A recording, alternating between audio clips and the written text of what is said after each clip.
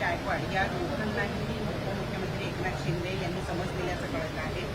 तुमचे प्रतिमा जेव्हा खराब होते तेव्हा माझी सुद्धा प्रतिमा खराब होते असं त्यांनी म्हटल्याचं कळतं आहे. त्यांना थोडक्यात झापलंय. हे पण असं झापून काही होत नसतं. कोडगे लोक आहेत, कोडगे. मग शिरसाट असेल नाही तर गायकवाड असेल, हे कोडगे लोक आहेत. शब्द लिहून घ्या. हा, कारण आता शिंदेची तरी काय प्रतिमा राहिलेली आहे? 3,000 कोटीचं मेगा इंजिनिअरिंगला टेंडर कोणी दिलं? कोणतं खातं कोण चालवत होतं? LNT पेक्षा 3,000 कोटीचं टेंडर तुम्ही देता. बडे मियाँ तो बडे मियाँ, छोटे मियाँ सुभान अल्लाह. यांचं मोठं यांचं छोटं, एवढाच फरक आहे. बाकी काय फरक आहे यांच्यामध्ये?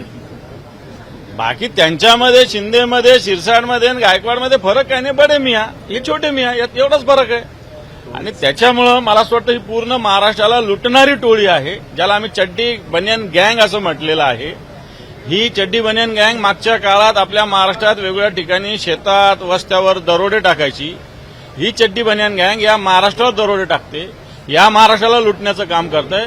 महाराष्ट्राची तिजोरी लुटताय, जनतेची लूट करतायत. आणि मला असं वाटतं ही मोठी टोळी महाराष्ट्रात बनलेली आहे. तिजोरी रिकामी झाली म्हणूनच दारूचे परवाने देऊन त्यातून पैसे किंवा भर वाढवून पैसे मिळवण्याचा.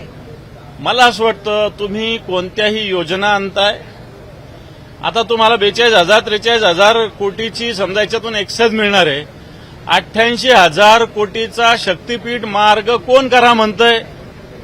कोणी मागत नाही.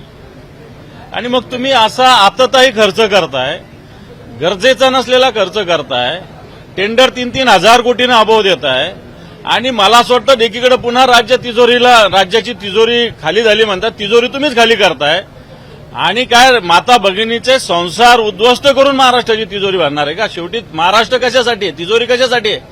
जनतेच्या हितासाठी आहे का जनतेची लूट करण्यासाठी? हा प्रश्न आहे.